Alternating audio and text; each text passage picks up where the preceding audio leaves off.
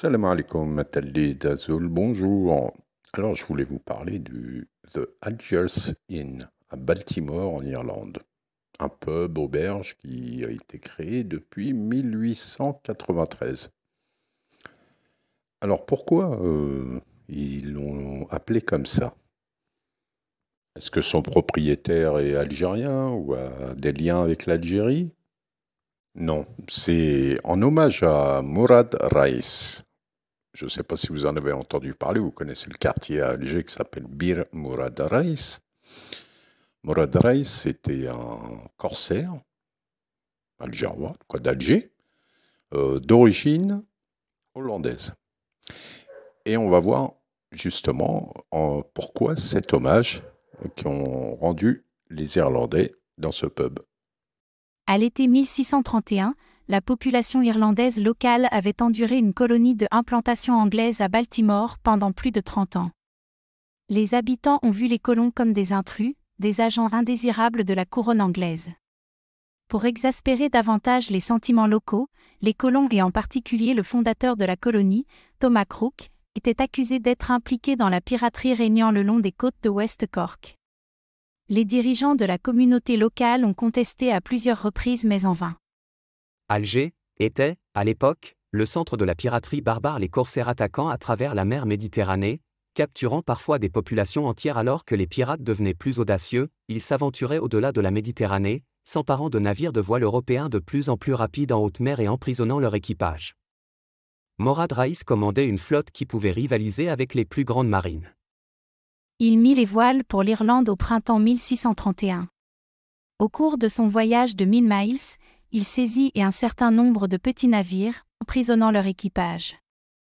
Mourad Raïs se fit conduire au village par le capitaine d'un bateau de pêche capturé au cours de l'expédition, un catholique du nom de Hackett, en échange de sa liberté.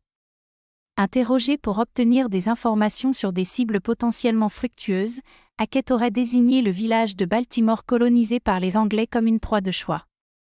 Le 20 juin 1631, Mourad Raïs, à la tête de corsaires algérois, hollandais et turcs, effectue un raid contre le village reculé de Baltimore, qu'il met à sac en enlevant 108 ou 237 personnes selon certains, libérant les Irlandais pour ne conserver que les colons anglais.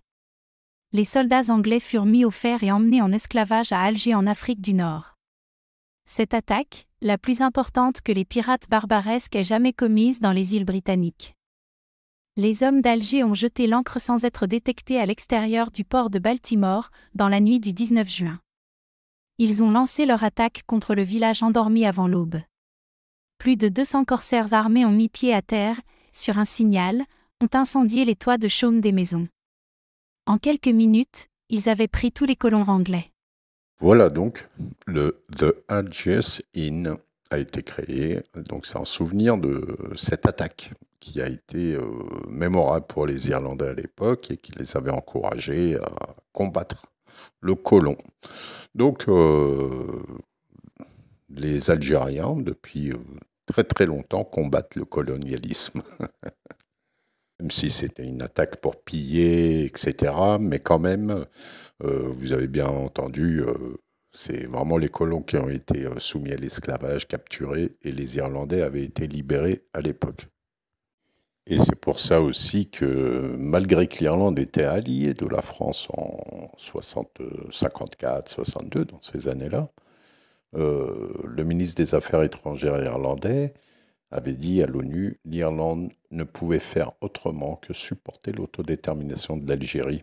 Et il a voté, malgré tout, l'autodétermination à l'ONU. On sait aussi que l'Algérie, ensuite, dans les années 70, a soutenu l'IRA, l'Irish Republican Army, qui a combattu l'Angleterre pour retrouver réunifier l'Irlande avec la partie Irlande du Nord que vous voyez en rouge un petit peu foncé là. Bon, c'était un soutien secret, mais c'était un soutien. Donc. Et l'Algérie avait pris exemple aussi sur les Vietnamiens, sur notamment les Irlandais aussi, qui avaient fait leur guerre d'indépendance dans les années 20. Et à l'époque, Ben Youssef Ben Khedda, le président du GPRA, le gouvernement provisoire de la République algérienne, avait dit: parmi les grands malheurs qui peuvent frapper une nation, c'est de voir son territoire partagé. L'Irlande, dans la longue lutte pour l'indépendance, n'est pas sans rappeler parfois notre propre résistance. Notre propre résistance fut amputée de sa partie nord-est.